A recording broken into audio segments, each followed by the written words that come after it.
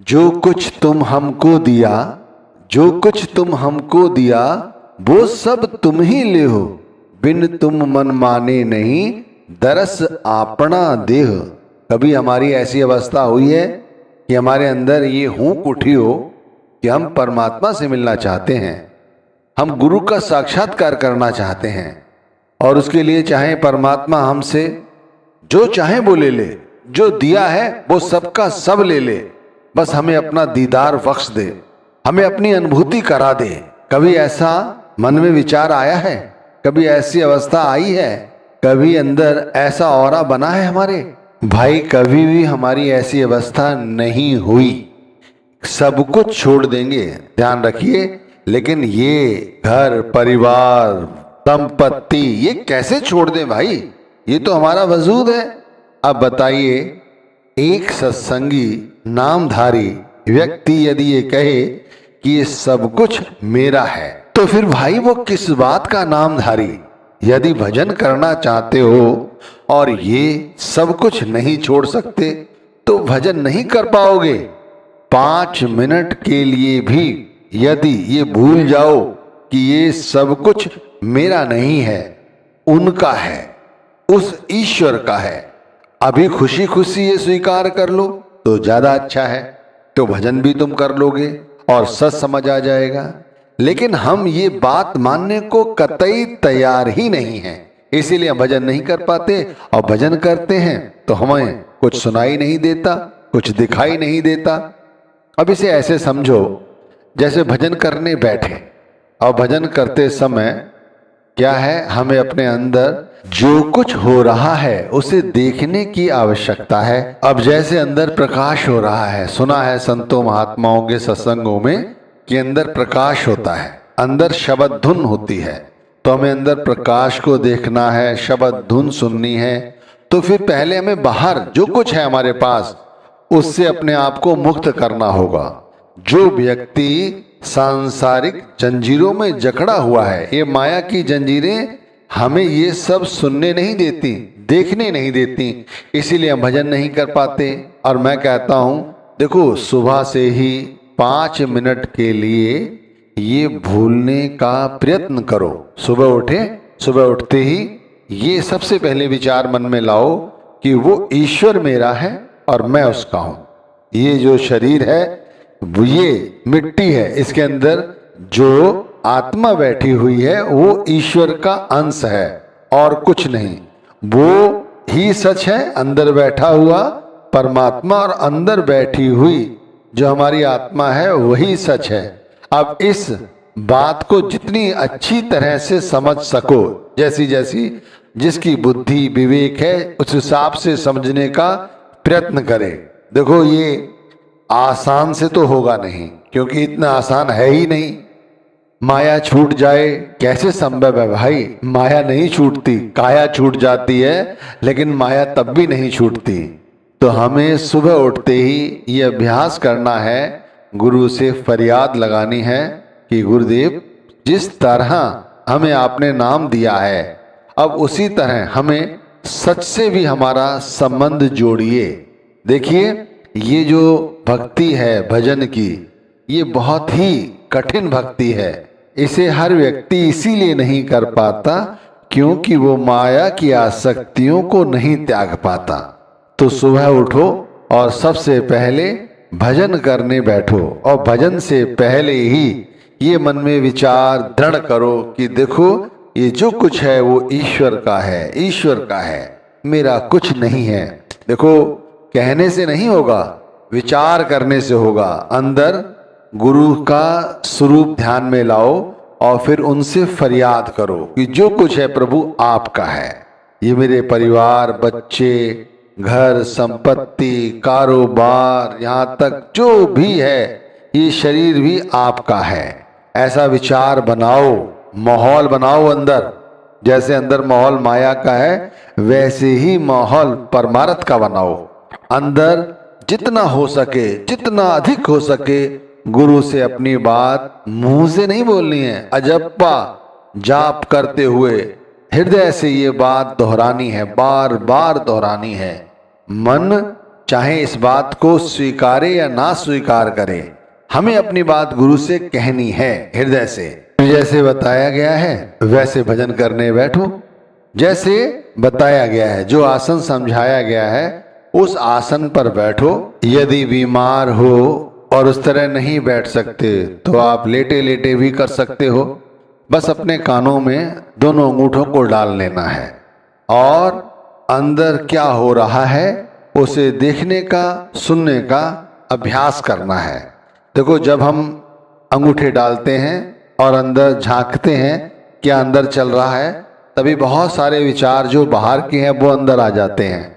हमें उन विचारों पर ध्यान नहीं देना है। यदि फिर भी विचार हमारा पीछा ना छोड़े तब गुरु से फरियाद कर सकते हो, लेकिन गुरु का भी ध्यान मत करना कि गुरु का ध्यान करने लग जाओ। गुरु का ध्यान करने लग जाओगे तो फिर गुरु के स्वरूप के साथ ही ध्यान जुड़ जाएगा, फिर भजन नहीं बनेगा।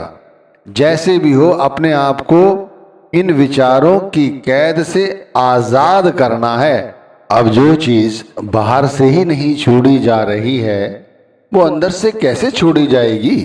जब हमसे माया बाहर से ही नहीं छूटती तो अंदर से माया छोड़ पाना तो और भी कठिन है। तो भजन पर बैठने से पहले भजन का अभ्यास करो, यानी दिन भर ये अभ्यास करो। जब भी समय मिले, जैसे ही कोई विचार आए, सोचो ये मैं हूं या मेरी आत्मा। यदि मैं हूं तो यहाँ अहंकार है। हम लोगों के साथ यही होता है भाई, हम हमेशा ही हमसे मैं नहीं छूटती। जिस दिन ये समझ आ जाए कि ये मैं हूं, यानी अंदर बैठी हुई मैं ये आत्मा हूं, जिस दिन ये विवेक जाग जाएगा उस दिन अंदर से भी ये अनुभूति होने लगेगी कि ये संसार मेरा नहीं है। ऐसे छूट पाएगा ये संसार, ऐसे नहीं छूटेगा कि आप ये सोचो कि सिर्फ सत्संग सुन लिया, सेवा कर ली या सेवा डाल दी, इससे हमारा काम बन जाएगा और सुमिरन कर रहे हैं इससे काम बन जाएगा। ये भाई भजन के लिए अपने आप को तैयार करने जैसा है। संपूर्ण रूप से तैयारी तो तब समझो जब हमसे ये माया छूट जाए, इनकी आसक्ति छूट जाए। ये नहीं छूटी तो भजन नहीं होगा, भजन कर ही नहीं पाओगे। भजन में बैठते कितने लोग हैं? 1000 लोग यदि हैं, यदि एक जगह इकट्ठे उनसे कहा जाए कि सुमिरन भजन करना है सुबह उठ के, तो 1000 में हो सकता है 1000 के 1000 सुबह उठकर सिमरन करने बैठ जाएं, क्योंकि काम ही यही है। लेकिन भजन करने उनमें से 10 ही लोग बैठेंगे और जिनमें शायद ही है किसी का भजन बने। तो भजन क्यों नहीं बनता? इसका सबसे बड़ा कारण यही है कि हम स्वयं अपने आप को पहचान नहीं पा रहे हैं कि हम हैं कौन।